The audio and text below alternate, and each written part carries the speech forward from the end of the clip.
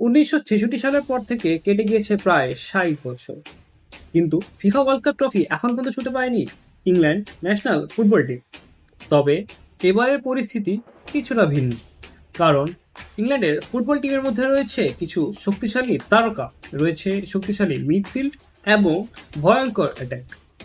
তাদের রয়েছে বড় ম্যাচ খেলার অভিজ্ঞতা যা আগের থেকে অনেক বেশি, কিন্তু সমস্যা দুটো জায়গায়। এক, 60 বছরের অপেক্ষার চাপ এবং এমন একটা কার্স যা ইংল্যান্ড এবং ওয়ার্ল্ড কাপের মাঝে একটা বাধা। ইংল্যান্ড মাঠে নামে 11 জন প্লেয়ার নিয়ে, কিন্তু তাদের মধ্যে থাকে 60 বছরের অপেক্ষার সেই চাপ। আর সেই চাপই তাদের উঠতে বহুবার থামিয়ে দিয়েছে। তাহলে এবার কি হবে? ইংল্যান্ড কি পারবে সেই কার্স এবং সেই চাপ অতিক্রম করে ফিফা ওয়ার্ল্ড কাপ জিততে, নাকি সেই কার্স তাদের মাঝে হয়ে দাঁড়াবে আবার সেই বাধা?